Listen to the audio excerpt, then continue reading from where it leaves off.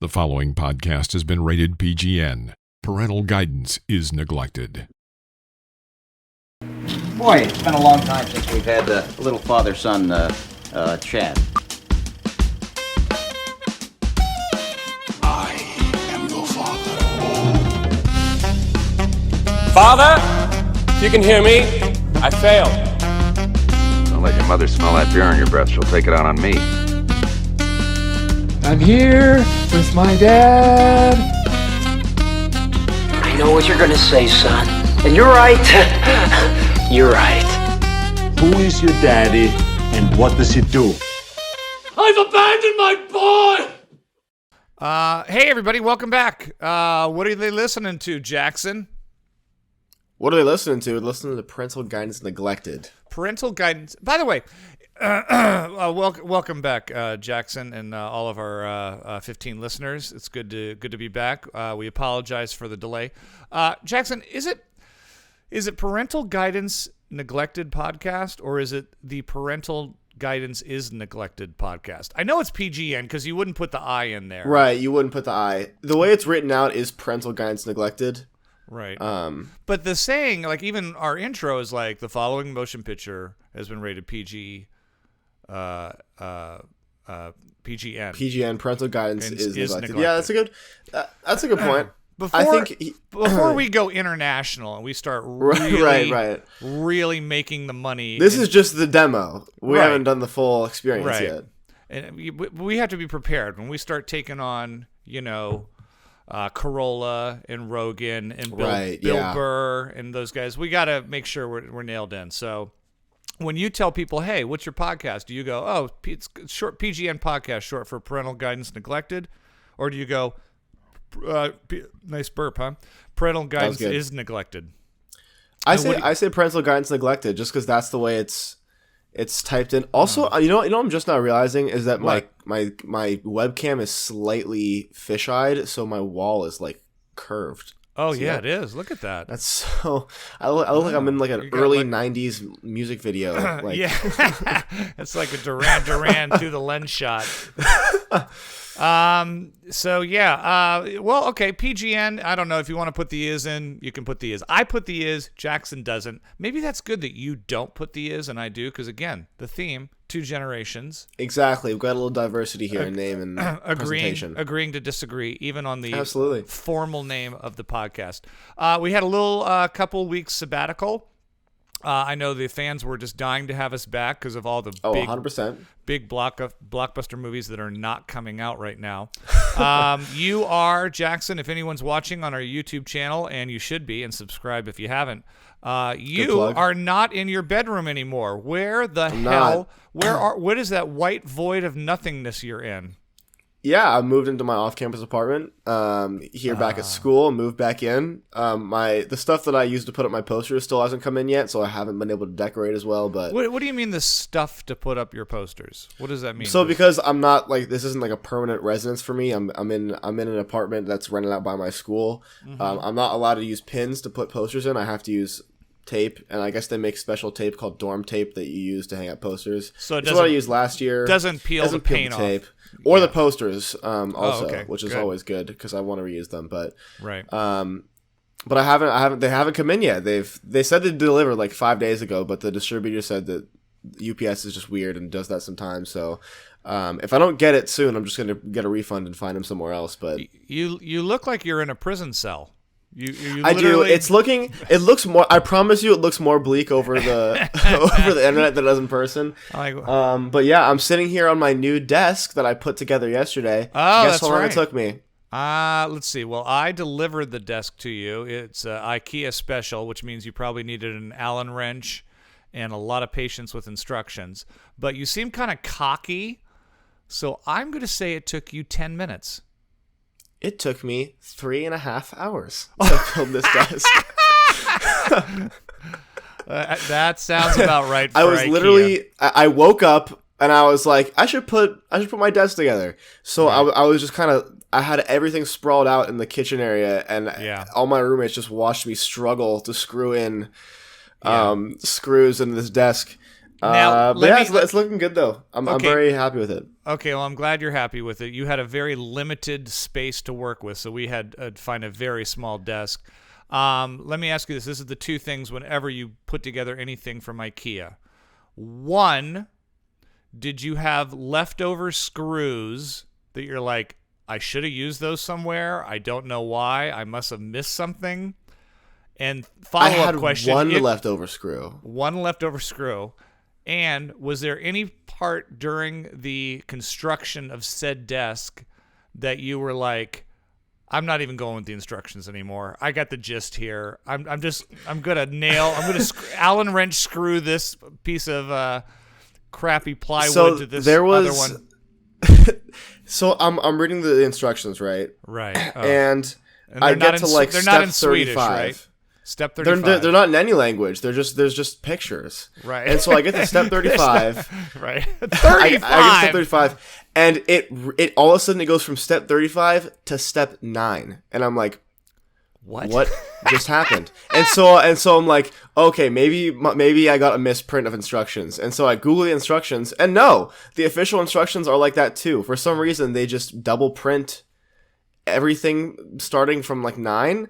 Right. But yeah, the building went well. There is supposed to be a little drawer, like a little cabinet cover thing here, but it didn't fit in properly with the drawer above it. So I just took the cover off, and it looks just as good. It just looks like, little shelves as opposed to just like a little cabinet. Gotcha. But it's I mean, it looks good. I'm happy I have this now. It's nice to just have a place to be able to get work done. Is it too big? Is it too big, too small, or is the porridge just right? Does the desk fit? No, I think it's just right. I haven't had any issues with it. Okay, yeah, good. So chair fits comfortably underneath and everything? Mm-hmm. Yeah. All right, well, there you go. The other question I have is if it looks as though you're sharing a bed with another human being. Those things are really close, but is that your roommate's bed right behind you? That is my roommate's bed right next to it. It's there's like a weird, because you can see I have my dresser right here, and there's barely enough space to get to the closet. Yeah. Then there's my bed. There's a little nightstand right here in between the two of us, and then his bed in the wall. So we're kind of in a cramped space. Right. But I have two more roommates living across. Like there's like my room, and then like a big living space and kitchen, and then another bedroom. And there's two people living in that room, and it's much bigger. But one of them is going abroad over second semester, so whenever that happens, either me or my roommate are going to move over to that room, just because there's no point in having two people in the smallest room and then one person in the biggest. It wouldn't make any sense. Hey, welcome to Dorm Architecture with Jackson and Regan. If you've tuned in, we should just do this the whole time. I think. If you've tuned in for the first time to hear about movies, we eventually get to that kind of thing. We'll get there. Right now, we're going to talk about closet construction and how best to utilize your space while away at school. Yeah, how to organize your clothes. How is your first week at school? You've come to the end of your first week. You're starting your second. What's the overall? It's been good. I would say that it took me a little bit longer just to get back into the usual state of things, just because it was just so much of just like, oh, like we're back and all my friends are here and stuff. But all my classes went really well. I like all my teachers. Things have been going good, except for history of film could be. I was talking to one of my clients today who I train, and she asked about how your first week went, and I actually had talked to you, and I said, he seems to enjoy all of his classes except for history of film. And she was like, isn't he a film major? And I was like, yes, he is. And she goes, and his least favorite is the history of film? And I said, I think in sometimes students' minds, they think history of film, well, we're going to go back all the way to the 70s and deal with the Deer Hunter and the Godfather. And it's like, maybe we'll see Streetcar, or something from the 50s. Right, we'll do a little Gone with the Wind, something. Yeah, James Dean or something. You're like, no. History of film goes back to when they invented cameras and captured a man like riding a horse, Yeah, and here's the thing too, is that they split the class into 2 semesters. So the first semester is literally from like the first ever video all the way until 1959. So we're not even getting to the cool stuff this semester. And then next semester we get 1960 to present, which I'm sure will actually be a pretty good class, but it's just for right now I understand. Yeah. It's a trip to the moon. I understand. Yeah. It's kind of like when you're in an acting class, or you take I was a theater major, and it's like, we have to learn about kabuki style of acting, where It's like I'm not going to do that on a soap opera. Why are we Yeah. bothering? But yeah, you gotta learn how to. You got to do it. You got to do it. It's one of those things that you got to do. Yeah. Well, we miss you. I'm glad you're back at school. I think I speak for everyone when we're very, very excited for next week when we get to see your poster layout and we don't have to stare at that. I'm also very excited. Hopefully that stuff comes in. If it doesn't come in by the next time we record, I'll go to a store and just buy some or find another place that sells it. I noticed that your roommate hasn't put anything up either. Like, where's the pictures of like a chick on a Lamborghini or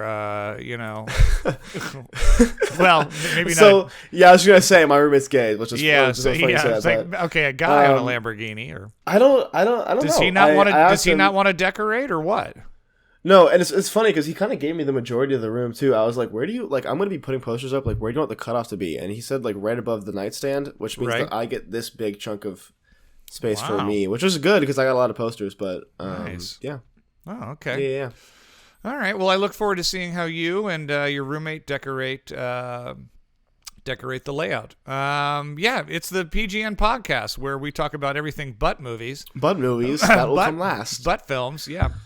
Now, I did not put the pressure on you this week, as we both had the Labor Day holiday weekend, and you're getting situated at school, and so I was like, see what you can see, do what you can do.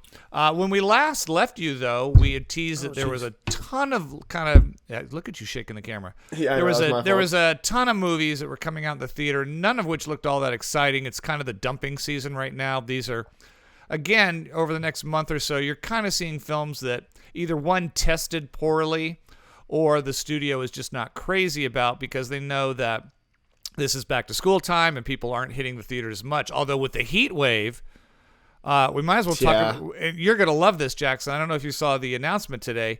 What was the number one movie at the box office this weekend?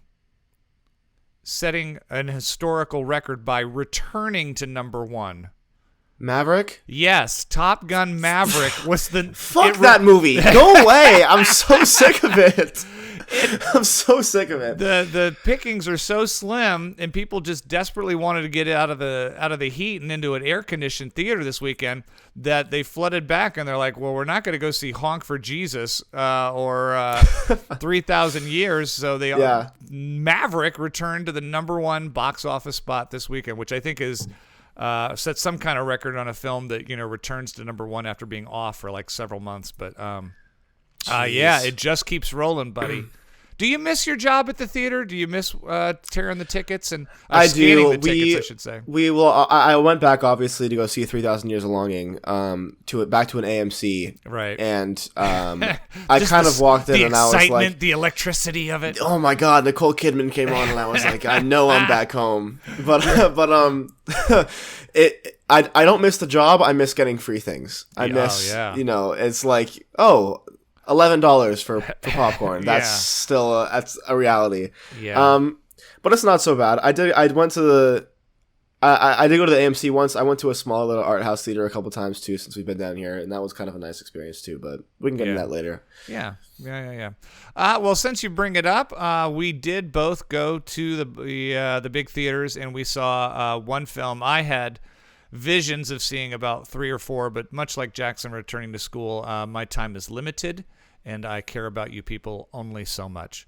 But we did, believe it or not, after watching The Disastrous Beast a couple weeks ago with Idris Elba, which I don't remember. I think you gave it a very low grade. I think I was like a D or a D+. I think I gave it a 2.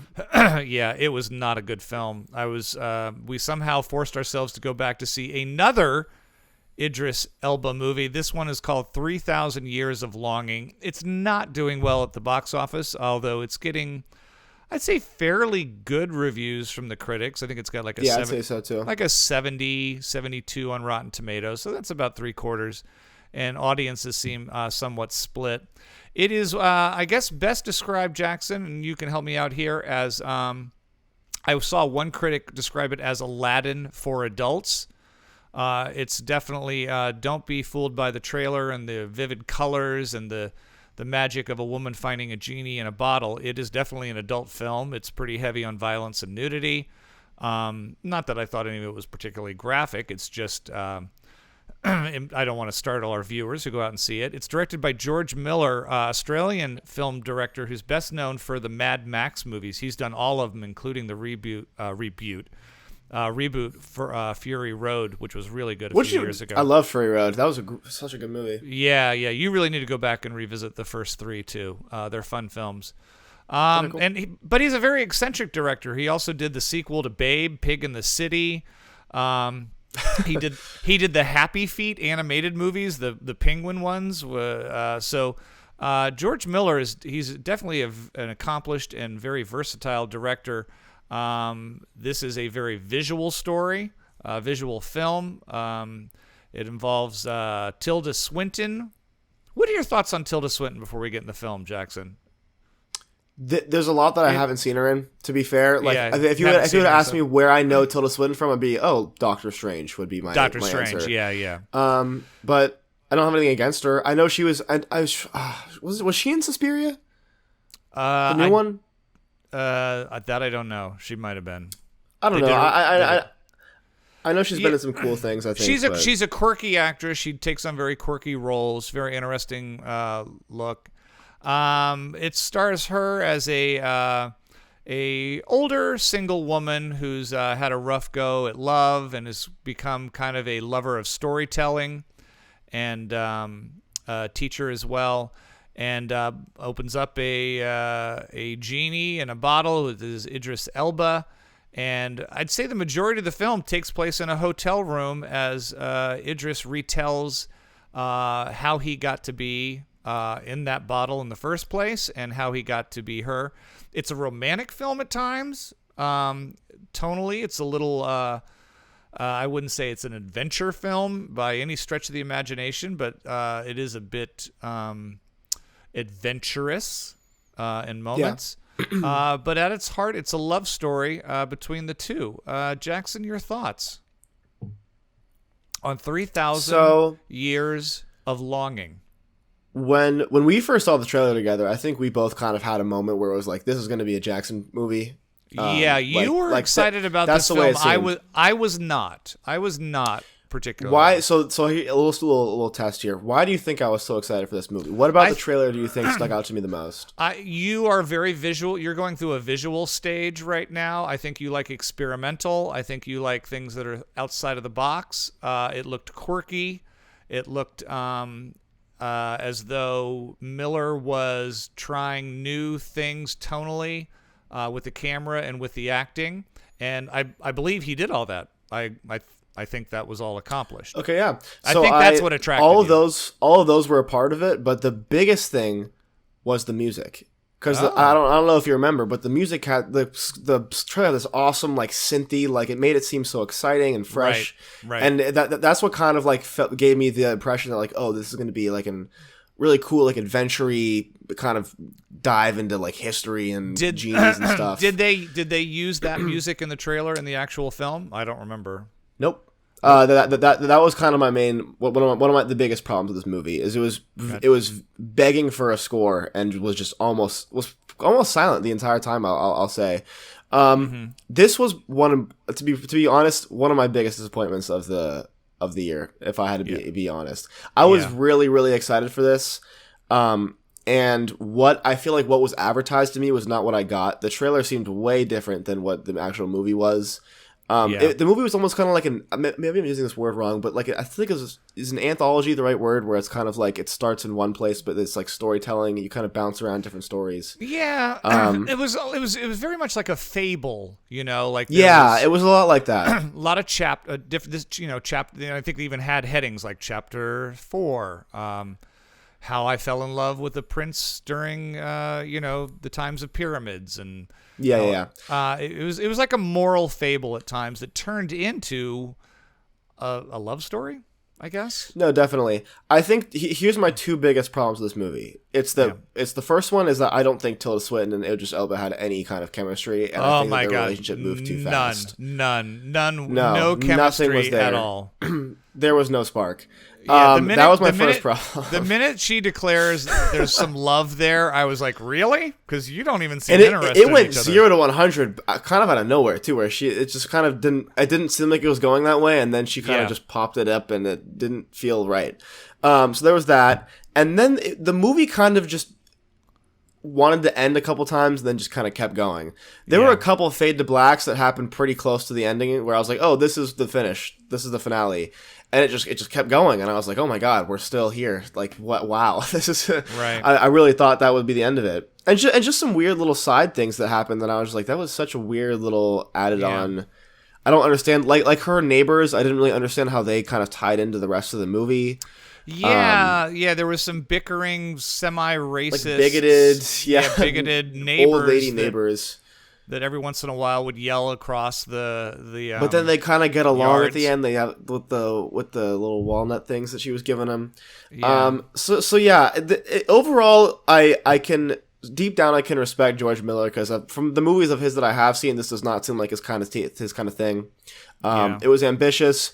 I think that if I have to blame my dislike of this movie on anything, it's just that the trailer was made so vehemently differently than the rest of the movie that I just kind of sat there and went, wow, we could have had so much more than this. Yeah. And I don't know. I just wanted it to get weird. I wanted it to get weird, and it did, but not enough for me. It did get weird. What did you think? There was a lot of graphic nudity in this film. There was. That was very odd. I mean, not to be... I'm not body shaming in any way. It's just the theme of the film and the storyline that followed. It was a lot of very out of shape people just butt naked. It sometimes just seemed like, how many naked, overweight people can we get on the screen? Can we get in the screen? Yeah. And it just made everything kind of uncomfortable. And not that you should be uncomfortable with nudity. It's just very weird to watch a film that at 1 minute really does feel like almost a fairy tale, and then suddenly we go into kind of some either brutal violence or graphic nudity. It was very odd. No, I definitely agree. The tone, like tonally, was kind of like, it kind of rode the line between like you said, childhood stories, like wholesome, versus like an adult film. Yeah. I had some reaction on social media from people who are like, they reacted. I put something on there about your comment about how come Idris Elba is so big and he's done so many shitty films. And, a lot of people are like, oh, no, he's got to watch. And they always mention some obscure thing that he did 20 years ago, or they mention The Wire. Everyone's like, he has to. And by the way, best television show of all time, The Wire. It's on my list. It's definitely up there on my list. I don't know. It's weird because I think if when and if I force you to go back and watch The Wire, you're not going to see. You're going to see Idris Elba. But back when we saw it, he was nobody. You never heard it. You're like, who is this guy? Yeah. So it's always weird when you go back and they've become a celebrity, and it's not quite the same impact. But yeah, this film does nothing to help your concept of it's really not. Why does this guy keep getting paid $1 trillion to be in these films? Because I didn't find him particularly overwhelming in this. I thought both of them seemed kind of stagnant. I certainly didn't buy the relationship. Yeah, I felt like he phoned it in. I want to give the movie a higher grade because it is ambitious, but I can't grade a film on effort. I have to grade a film on end result. No matter how much respect I might have for George Miller and the cast and the attempts to think outside the box and not just do another standard film. But if I have to look at it from an entertainment or even an interesting movie-going experience, I have to be honest and give 3,000 Years of Longing a D+. Yeah, I'm going to have to swing back around and give 3,000 Years of Longing a 3 out of 10. Yeah, we're on the same page. Yeah, me and my friends kind of just walked out and we're just kind of like, yeah, that happened. Like that was a movie that was made. It leaves you a little empty. No, 100%. Yeah, and it shouldn't. So I don't know if there's anything we could have picked though that would have been better to see. It's just right now. Really is so dry right now. Yeah, it's coming. I think We both talked about 13 Lives. I think that's the first Oscar bait film of the year, the Ron Howard one on Prime. I actually have two things I want to bring up when it comes to upcoming movies that I've been hearing about, if you want to talk about. Okay. So I've got two things to say. First of all, have you seen the reactions to Don't Worry, Darling? I have, but it's not looking good. It's as far as I have heard. Right now, it's being overshadowed by all the behind-the-scenes press. Like, all we're hearing about is that Shia LaBeouf got fired from the film for being inappropriate, and then Florence Pugh came out and said, that's ridiculous. I didn't even want him fired. And then, what do you know? Olivia Wilde, the director, her boyfriend Harry Styles is in the film, and Pugh says she's not doing any press for the movie. Although I did hear it got a standing ovation at, I don't know if it was Cannes or one of the film festivals they just had. Maybe it did. I just know that as far as like first critic reactions, it has not been. It has not been at least the movie that we thought it was going to be. Right. Okay. No, I like I said, all the press I've been hearing has either been about the behind the scenes stuff and not the movie itself, which is never good. If the first thing you're hearing about the film is let's talk about the making of it and not the end product, that's never a good thing. That is never a good sign. That's a great point. I think you're more excited about that film than I am. Well, not anymore. Not anymore. Well, yeah, and I am excited for the movie because I do love Florence Pugh, and I have seen good things from Olivia Wilde. It always rubs me the wrong way when directors hire their significant others, girlfriends. Just why do you do that? That was the first piece of news I wanted to bring up, though.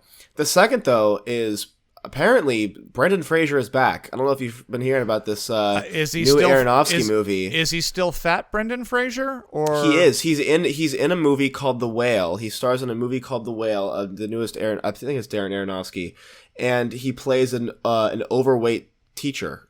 Okay, well, yeah, he's been overweight for a while. I was flipping around the TV the other night, and there was some Netflix or some movie that I think came out a year or two ago, John Travolta film, and I watched a clip of it, and it was Brendan Fraser was in it, and he was huge.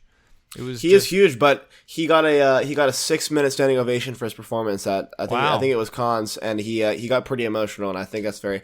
I think he kind of got pushed under the rug, and I'm happy that he's at least back doing what he loves. I've never had a problem with Brendan Fraser. He did a really, really good film with Sir Ian McKellen called Gods and Monsters that he was great in. I think he got a little overshadowed by McKellen in it. I didn't have a problem with the Mummy movies. They weren't my thing. He just, unfortunately, he went down that line of like doing Encino Man and George of the Jungle. And he just did a lot of schlock, and I don't know. I don't know if it was a self-imposed exodus or the town had enough of him, and it was a little bit of both. But he's always been a good actor. I think the very first film I saw him in was called School Ties, when he was about a private school, and he was great in that. So all right, I haven't seen is there a trailer out for it? I haven't. No, there's very little details are out, but I just have to say I'm very excited for that because I do love I love Aronofsky. He's awesome. I talked to a friend of mine's daughter who works for Focus, I believe, and she saw an early screening of Tar. That's the Kate Blanchett I haven't seen movie. The new trailer yet. I know you mentioned you saw a new trailer for that in theaters, right? Yeah, I saw a new trailer. It's like a full, really long trailer. It looks really weird. She saw it and said Kate Blanchett's on her way to at least an Oscar nomination. She said she thinks the film is as well.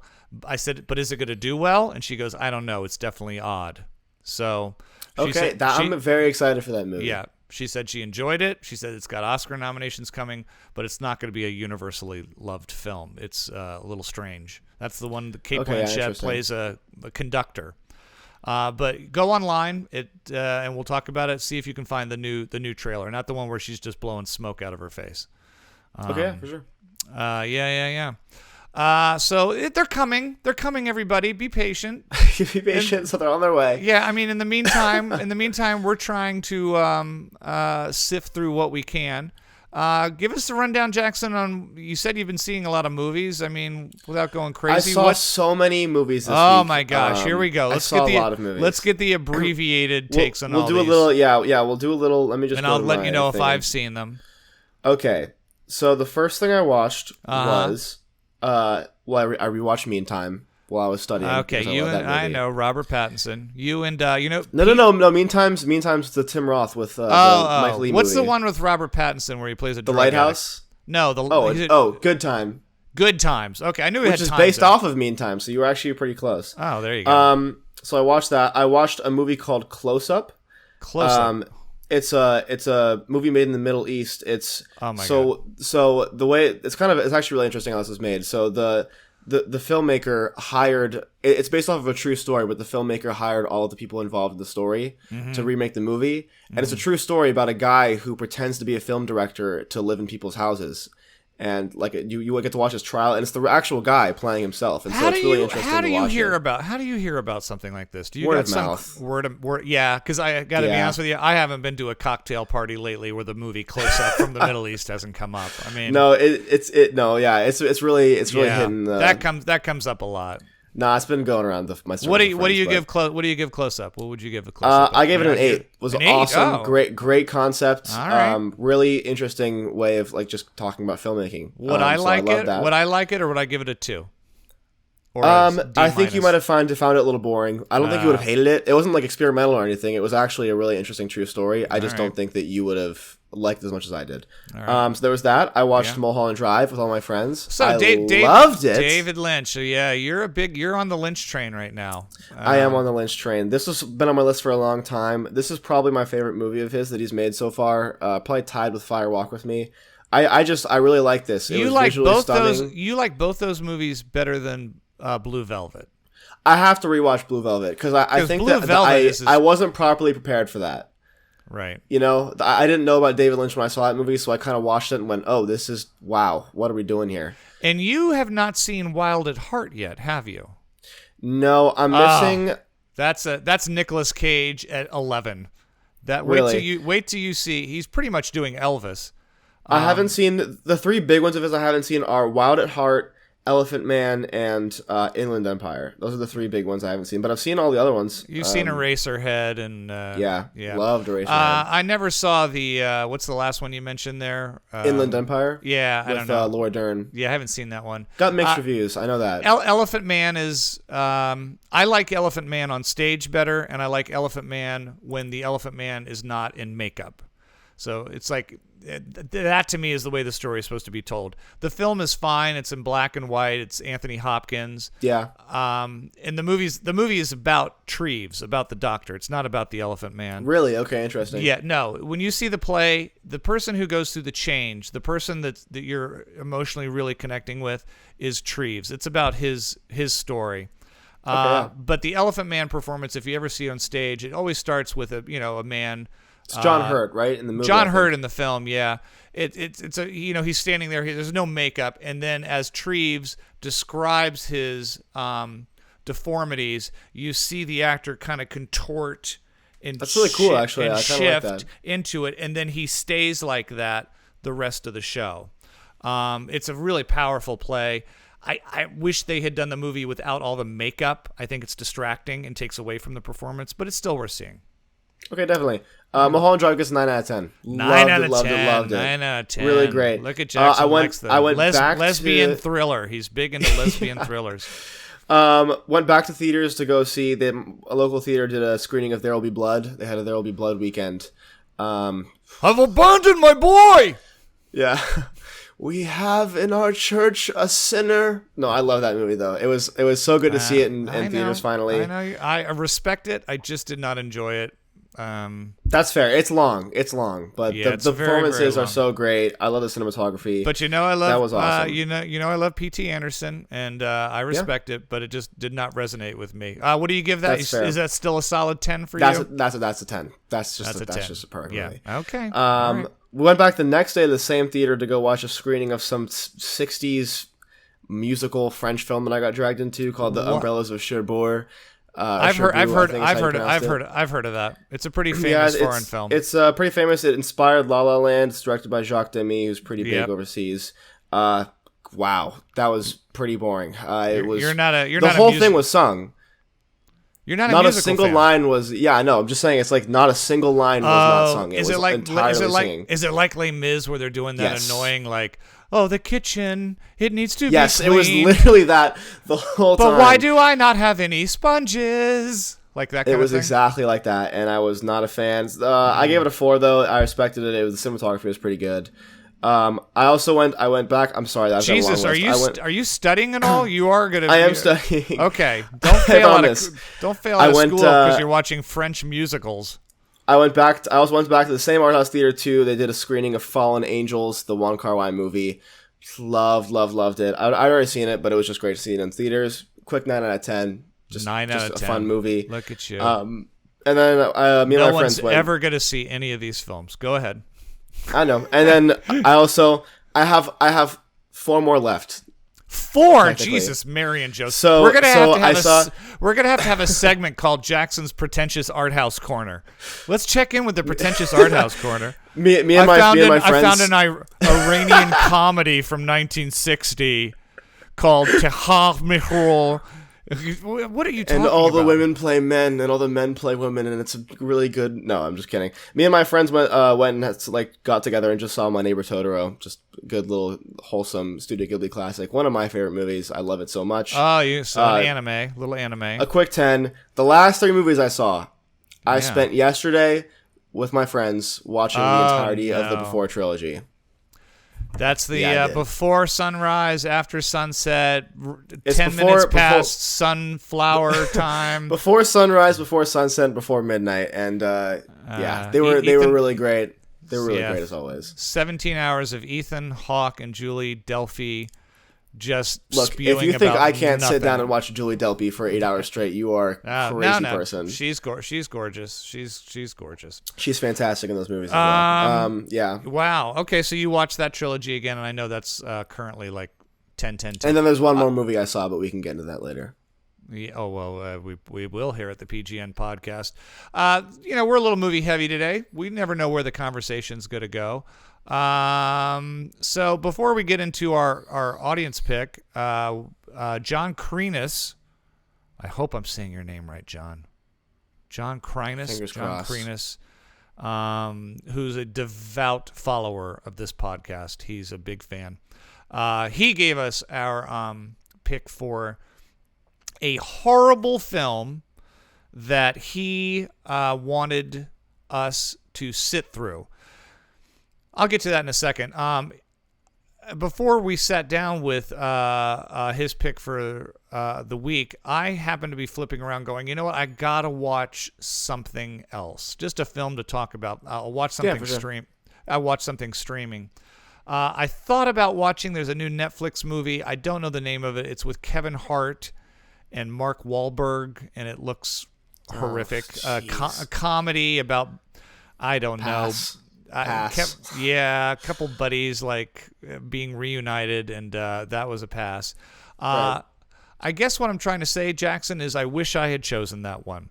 Because instead, what did you watch? I watched on Amazon Prime Sylvester Stallone in the new superhero That's movie. Out?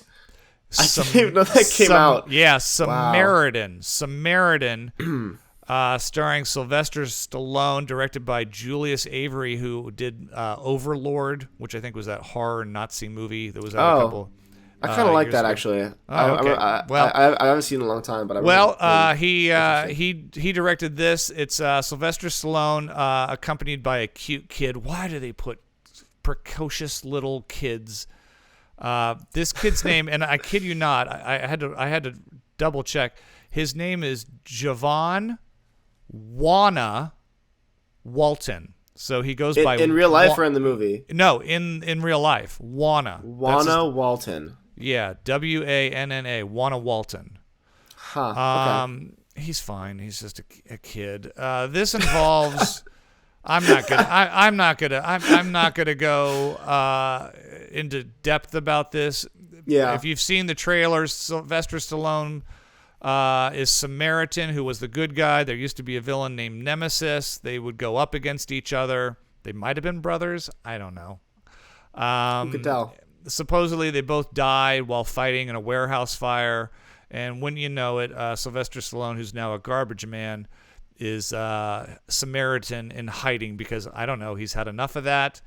And, oh my God, Jackson, this is a train wreck. So this is, it's a superhero movie. It reminded me a lot of Last Action Hero with Arnold Schwarzenegger, where he had a cute kid next to him the whole time, like making wisecracks. Why don't you clobber him? You're Samaritan. Aren't you going to do anything? Aren't you going to do anything? And Sylvester Stallone just, I don't know. He's got to lay off the steroids. He's got to be 88 now, and he's so pumped up. And it's so sad to see him do such good work in Creed and kind of have a comeback. And I still love him so much in Copland. And look, he's done a lot of schlock. He's an action hero, but this is a horrible premise. It's an hour and 40 of excruciating minutes, and I am proud to announce that as of right now, we got plenty of time. It is the worst film I have seen in 2022. Samaritan with me gets an F. Go in. Wow. I don't give Fs out a lot, but this is really, really, really bad. Okay. Damn. Yeah. I was saw a trailer for that, and I was like, "Yep, that's gonna be." Yeah. And I think it's flopping too, because I didn't even know it came out yet. I hadn't even heard that it had released. I think it's been on Prime for a few weeks even, and I just finally said, you know what, let me check this out. Maybe it'll be mindless fun, and it was not, so that's an F. So I guess the only real question is, did John Krenus pick a worst film? We've had hit and misses with these. We've had people pick bad films that are so bad that we've actually enjoyed them. Like, I enjoyed The Apple. The Apple was a fantastic. I can't. Who picked The Apple again? Can you remind me? I can't remember. Danielle Koenig, comedy podcaster, comedian, actress. Y'all very nice. Killed it with that one. I enjoyed Prayer for the Roller Boys, as silly as that was. Yeah. I mean, I found that entertaining to watch. But then we've had some bad films where we're like, street trash. You guys did your job, and we really had a hard time sitting through it. So the question is, John's pick for us this month, it was another musical very much in the vein of The Apple from the 70s. He was like, it's the perfect accompanying piece with it. It's called The Phantom of the Paradise. And I think the most shocking aspect of this film is that it was written and directed by acclaimed film director Brian De Palma, who you might know some of his films, the very first Mission Impossible, The Untouchables with Kevin Costner, Scarface, Body Double, Dressed to Kill. He's done some great films. He's had some tankers, but I don't know where in his brain this came from. The only person you'd probably know from it is Paul Williams. He plays Shaw, an evil music... Swan. I'm sorry, Swan. Did I say Shaw? It was Swan. Yeah. Why do all these things always have an evil music... what's up with that? The whole time I was watching this, I was like, is this just The Apple? Like, what's going on here? Yeah, it's very similar in tone. And Paul Williams, who did the music for this... He's actually, you may not know this, Jackson, he's a very acclaimed songwriter. He wrote massive hit songs back in the 70s and 80s. He wrote the theme to Love Story, I think, Evergreen. He wrote the theme to Love Boat, the TV show. He wrote Rainbow Connection from the Muppet movie. All right, well, I love the guy then. I love that movie so much. Yeah, most people know him as, he did some acting as well, obviously, in this. He was Little Enos in the original Smokey and the Bandit. Jessica Harper's in this as well. She's had a pretty long career. She did Pennies from Heaven with Steve Martin. And then William Finley, who plays the actual Phantom, I never have seen before, and I never heard from him again, and I think I know why. Nope. Very much like The Apple, Jackson, this tells the story of a songwriter who gets, oh my God, what does not happen to him? His songs get stolen by Swan. He gets turned into a drug addict somehow. He gets sent to prison. His face. Okay, so here's the thing. So okay, the way this movie is, right, is this guy is like performing, and he has this big idea. He wants to make an album called was it called Folk or Faust? It's based on Faust. Faust. He wants to make an album based off of Faust, which is about a man who sold his soul to the devil. Right. And this record producer steals his songs and starts auditioning people for him. And this guy, Winslow, or was it Winslow, or is that what it was? I think it was Winslow, yeah. Winslow or Wilton or something, some dumb name like that. He's like, oh my God, I gotta get my music back. But in the progress, he gets sent to jail. They take his teeth out for some reason and put metal teeth in. His teeth out. He escapes. He escapes and tries to destroy all the records, but accidentally gets his face stuck into a printing press. And so he permanently has Faust, like, on his face.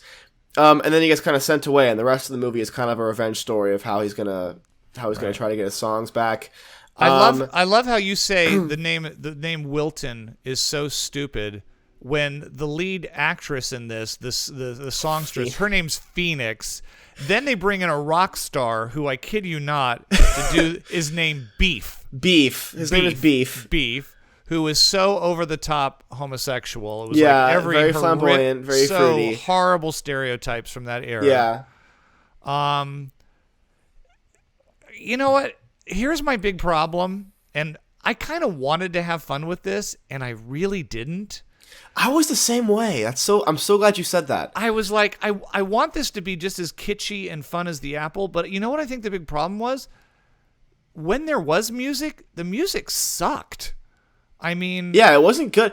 Even with The Apple, I was like, that was a fun musical number. That was silly, or they're on roller skates. When there was music in this, which was very limited, actually, it was just wretched music.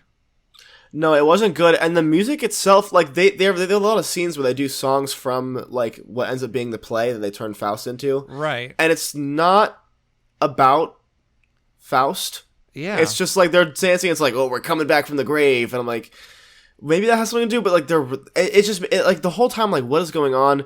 And I think that one of the movie's saving graces, but also something that takes away from it, is The Apple is pure cheese. Yes. It's like pure cheese. Yes. And this kind of takes itself a little more seriously. Like there's some actual like the cinematography is kind of good. They had that one really cool scene where it was like split down the middle and they have like two things happening at once. I like that a lot. If you know Brian De Palma, you can almost see some of his early experimenting with cameras, because he does do a lot of stuff with cameras. Yeah, the beginning almost got Kaufman-y. I kind of like, for some reason I was thinking that, and it was like, but then it just took a turn, and so much happened.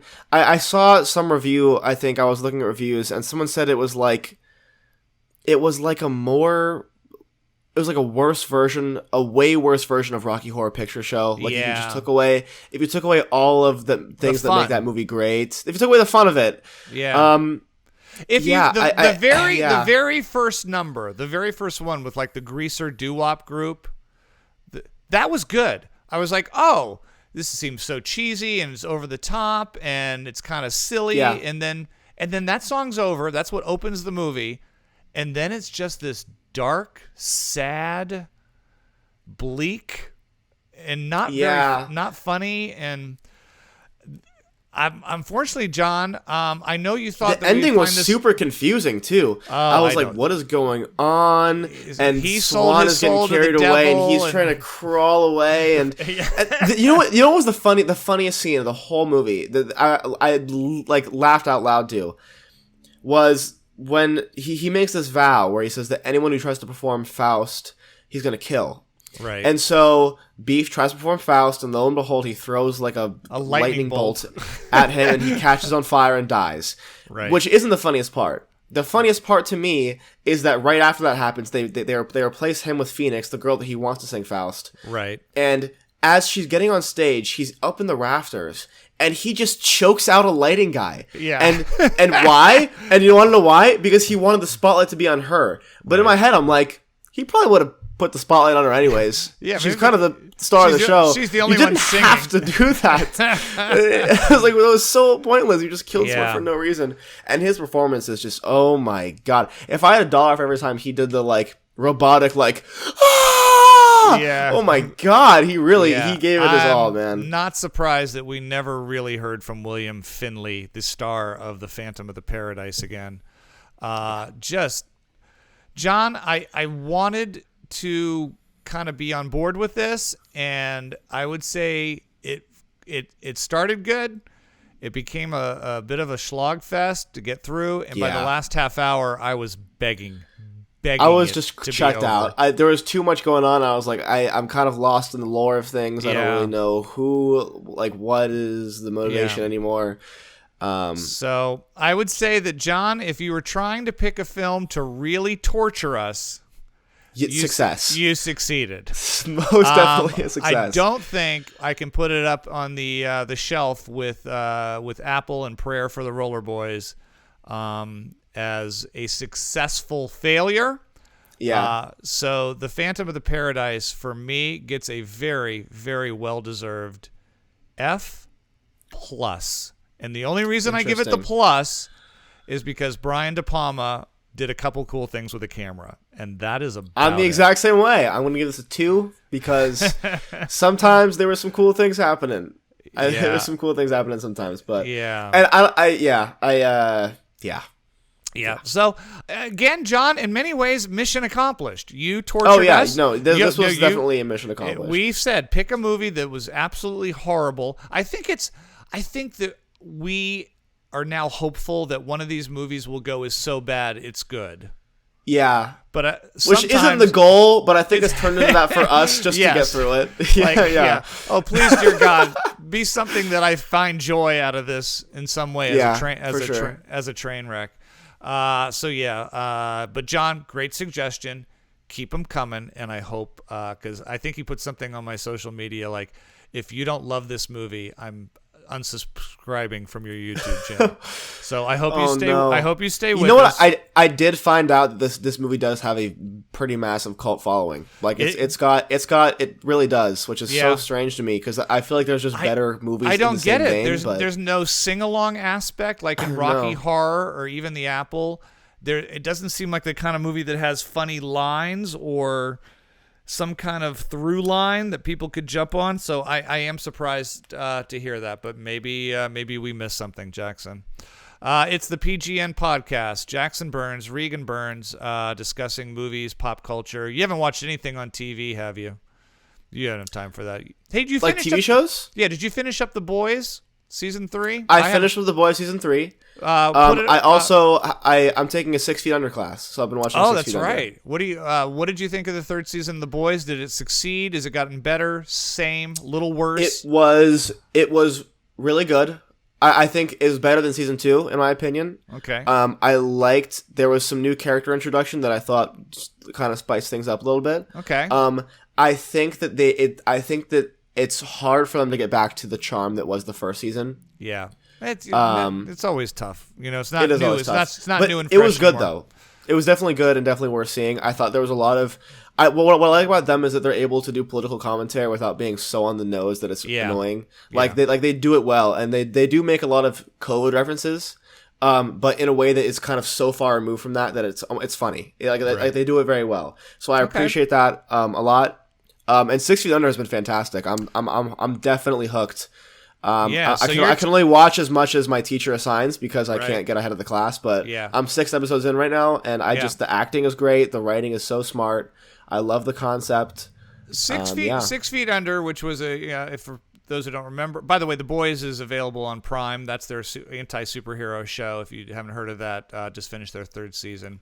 6 Feet Under was a very huge hit on HBO. How many seasons was it? 5?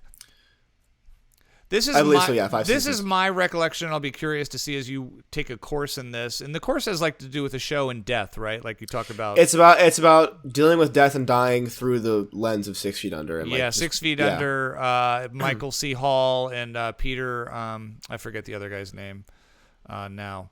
But it's about two brothers who run a mortuary. If you didn't watch the show the first time around, I watched every episode, every season. I remember loving it out of the gate.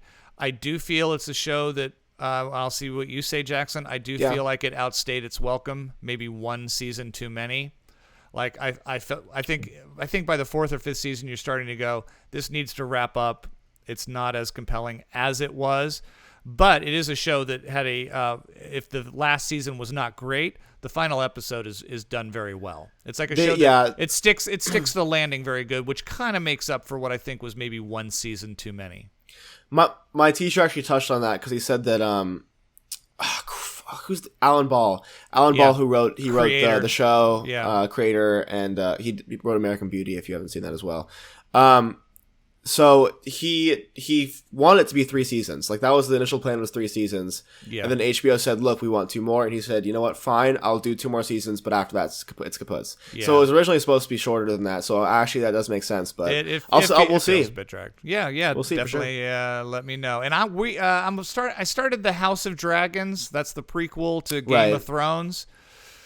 I don't know. There's 3 episodes in, and for any of our Game of Thrones fans out there, I'd be curious to see what you think. But it's done well, it's acted well, but I feel like it's a real been there, done that. Like you're never gonna believe this. Okay. You're never gonna believe this, Jackson. Everybody wants to be on the throne, and I'm like, no way, right? And no way, right? And there's families feuding, and there's dragons, and I don't know if it's really bringing much new to the table besides it's set 300 or 400 years before the previous thing, but it's done well. What do you think about the new Lord of the Rings show? Do you have any interest in watching that? I'm not gonna watch it. No, nope. I don't think I will either. I loved the first 3 films, Lord of the Rings. They're fantastic. I think I saw the Hobbit movies. You did with me. I know that for sure. Yeah, if you held a gun to my head right now, I couldn't tell you a thing about them. Like, I don't remember anything about the Hobbit movies. And I remember I was completely underwhelmed. I think I'm burnt on hobbits and elves, and nothing about the trailer looks good to me. It looks like a lot of big CGI battle scenes, and I don't know. Are you going to jump on? No. I as much as I love the first 3 movies, it's been a long time, and I don't think I know enough about the movies, the books, whatever, to have even a starting point of understanding what's happening. But, so it's just not my thing. It'll do well because it's the same thing as Star Wars. They could put any show and just say Star Wars above it, and people are going to watch it. There's like 15 Star Wars shows now. I mean, so many. I had to throw in the towel on that. I'm like, I can't keep up with the Obi-Wans and the this and the that, and it's too much. Yeah, I'm the same way. It's overload. But before you go ahead. No, you. I was just gonna say because it's your turn to pick a movie this week. It is my turn. I briefly mentioned you this last time, but yes. I think that I have found the perfect middle ground movie for my movie for next week. Really? I just want to warn everyone. I found the middleman between the two of us. So, what if I've seen it? I know you haven't seen it. You know I haven't seen it. There's no way you've seen this movie. Okay. But I think that you will be at the very least interested to see where it goes. Oh my God. This was Tim Roth's first movie. It's about the founding of Mesopotamia. It is shot intentionally not in focus. But that was a choice to show that. No, yeah. There's a low graveling in the background the whole time. That's actually was a artistic choice. All right, whatever. Well, since you bring it up, every month I get to pick one film that I have not seen. We're trying to do classic films, or at least films that are very well critically acclaimed. Hopefully classics. Yeah. Jackson tends to go off the rails a bit with that, but I don't. It's what what am I going to do? Look, I'm broadening our horizons. I'll take that burden. What am I going to do? But we pick a film that neither one of us have seen and probably should have, and go back and revisit it. It's my turn, kicking off the month. Jackson and I are both very excited about and I'm not even sure, Jackson, if it's a concert movie or a documentary, or both. But there is a film coming out next week, not this, in 2 weeks, with David Bowie called, is it Moon Age Daydream? Moon Age Daydream, that we're both very excited to see. We both love David Bowie very much. Obviously, one of his songs played a big part in Licorice Pizza last year, which was number 1 on my list for Best Film of the Year, second on Jackson's. So we're both David Bowie fans. We're both excited to see that. And I was realizing I never saw the cult classic because this movie tanked when it was in the theaters. I think I know what you're about to say. It's a huge huge cult following. There's even talk that they're going to be doing a sequel to this movie as well. because it's done so well over the past few decades. It was directed by Jim Henson, the creator of The Muppets. No way. I have never seen, with David Bowie and Jennifer Connelly and a bunch of puppets, Labyrinth. Oh, I'm so excited for this. Yeah, so I know. See, I pick things that are. See what I do, Jackson? I'm telling you, next week Friday. it's gonna be good. Okay. Trust me. Just be ready for it. So this is a movie that, for whatever reason, didn't resonate. I remember as a child thinking, I should probably go see that, but I was kind of creeped out by it a bit. I was maybe a little too young, and I was like, those don't look like fun Muppets. Those look like weird, creepy Muppets. And why is David Bowie running around? And so I think it's. I know a lot of people love this film and hold it near and dear. I know a lot of people also saw it and said it was horrible. If I am a massive Jim Henson fan. I love the guy. I think he's incredible. Yeah, like he's had a very large part of my childhood involved in his movies. Yeah, Fraggle Rock and oh my God, Fraggle Rock, the Muppet movie. The Muppet movies, a classic. All the Muppet movies are all just. I could watch them forever and never get bored. Right. So I'm very curious to see if I missed the boat on this as a kid, and I'm curious to see if it holds up with a new generation now, and is it worthy of the sequel that apparently might be in pre-production. That'll be next week. Also next week, couple new movies opening at the theaters. The first of which stars Ben Foster. It's called Medieval. That's a pass. I'm done with knights and swords. I haven't even heard it. Oh, yeah. I think I did see that, but that looked... Yeah, it looks horrible. So Jackson and I, our new movie at the theaters next week will be the only other big film opening up. It is Barbarian. That stars Bill Skarsgård. Oh, I'm kind of excited for this, actually. I forgot about that. Yeah, this is the Don't Go in the Basement movie. Bill Skarsgård from It. He played Pennywise. Justin Long is in this. It's actually written and directed by an actor named Zach Krieger, who's been around quite a while. He was in a very, very funny comedy troupe that had a show called The Whitest Guys That I Know years ago. But I actually have heard of that. I think I've seen clips from that. Yeah, he's he wrote this, directed this. He's been behind the camera now for a while and still is in front of it from time to time. Looks to be a bit of a suspenseful, possible horror film called Barbarian. We will be checking that out as well. So Barbarian next week. We're also going to check out Labyrinth, and then we'll keep streaming, or maybe there's something on streaming we can see, or we'll go to Jackson's. We'll start doing Jackson's Pretentious Arthouse Corner. We'll find out what 15 movies from the turn of the century. My local art house theater has they give out calendars with all their screenings and stuff, and so I put in all the ones on my calendar that I want to see. Yeah, they have some good. I think me and my friends are going to do a double feature because they're doing Apocalypse Now and then Reservoir Dogs, and so I think that we're gonna go see that because they're doing a lot of good ones this month. They got a bunch of those. I think they're doing No Country for Old Men at some point. Right. What the Three Colors trilogy, which you would probably hate, but I want to go see. Your school is pretty renowned for bringing in some pretty amazing special guests during the semester. Sometimes these guests are filmmakers or actors or producers or even studio heads.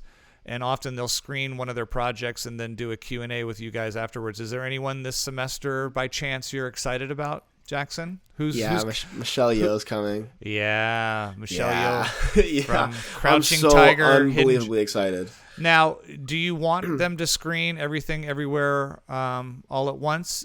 Or would you rather see Crouching Tiger, Hidden Dragon, which I don't think you've even seen yet, have you? I haven't. That's the only Michelle Yeoh movie I've seen is Everything Everywhere All at Once. But it's like your question is, would you rather see a movie or the best movie? And so my answer was going to be the best movie. The best movie. I was going through the library, the DVD library at my school, and they have Everything Everywhere All at Once on DVD there already, and so I'm trying to do a little screening with my friends where we all get together and just ball. Which is awesome. Are you gonna just pretty soon you're gonna know all the lines of the movie? You could be like Rocky Horror. You could be that annoying guy who's talking through the film. Maybe. Oh my God, this is the part. Where she says the thing. Anyone? No, it's great though. It's the best. Anyone else coming to your school you're excited about? And the Duffer Brothers. Yeah, right? Stranger Things. Yep, Duffer Brothers. The Duffer Brothers are coming. So very stoked about that. I'm trying to think. I can't quite remember if it's anybody else. I think you said Ted Sarandos is coming. He's the head of Netflix, right? Isn't it? He is he's been here before. Yeah. He's a businessman. It's not really my thing. Not your and thing, also his business kind of isn't doing well right now. So I'm kind of interested in what he's going to say because he's not. Netflix has kind of been going down they haven't been doing great. I hear financially. Well, Jackson, I mean, it's Netflix, but. You haven't seen the new Kevin Hart, Mark Wahlberg comedy. Oh, yeah. No, that's so true. That's so true. So they could just bust those things out. Maybe I'll sit through that and see if it's better than Samaritan. By the way, so far, worst film of 2023. Wow, Samaritan. That's crazy. That is crazy. You got anything fun going on this week besides Worse school? Than Men? Worse Than Men. You hated Men. I did not like Men at all, but I didn't give it an F. I think I gave it like a D or D minus. It'll be hard to beat that for the worst movie of the year. I think Samaritan is my first F of the year, and of course, Phantom of the Paradise I gave an F plus because I don't want to equate it to Samaritan, right? Which was excruciating. Anything fun going on this weekend? Anything? No. I got an improv. I got my first improv show this Thursday. Okay. I'm very excited for that. Let me know when you're ready for me to come down and watch. I will. I enjoy watching. I'm trying to think of anything else. I don't think so. Watching movies. Well, look at you. That'll be the plan. You know, going to school and all that. I have a history of film screening today. Oh, what are you watching? The first time they filmed a pig take a shit? We're watching more silent black and white. What do you call it? Shorts. Hey, you have to appreciate where we came from to know where we are. I don't know if that's do I really. know? I don't. That's the thing. History. Yeah. It would be an interesting class if I'd chosen to take it. I don't know if I'll ever use this in my actual filmmaking career, but you know it'll what? be back there. It's in your noggin. I know. If someone's like, "Oh my god, what was the first movie that was ever screened in a movie house?" Oh my god, A Trip to the Moon? No way. Yeah, no, it's yeah. Yeah. Is that the one you watched? That trip? Is that the one with the big moon and the guys looking through the first screening telescope? was literally was 2 hours of short film compilations. Everything from like the first ever like Thomas Edison, like, oh, look at this guy, he's flexing his muscles, and this is a dog that's sitting down, to the last one we watched. The most recent movie we watched was A Trip to the Moon. It was the best one we saw because it actually had a plot and things happened in it and it came to a conclusion. But it's not like review. Okay, well, it's just like, look, you get to like the Lumiere brothers and it's like the train coming into the station. It's the workers leaving the workplace. It's like, wow, this is just things that happen. Look, they look, respect. They made movies, and that's awesome for them. Nice. Well, good for you. Not my thing, though. His name's Jackson Burns. You can follow him on Instagram at Jackson N Burns, as well as TikTok. Twitter. Twitter. I am Regan.Burns on the Instagram. And please go to our YouTube channel and subscribe. Listen to us on Spotify or other podcast platforms and subscribe there and leave lots and lots of notes. We need suggestions for fantastic classic films that you think we have not seen under the radar. And something really, really bad. I don't know if it's so. We're hoping so bad that it becomes good. We're hoping so bad that it's good. But if you want to torture us and make us sit through another Phantom of the Paradise or Street Trash, you're more than happy to do that as well. We will take something we haven't seen and slug through it, and that is what makes us the PGN podcast.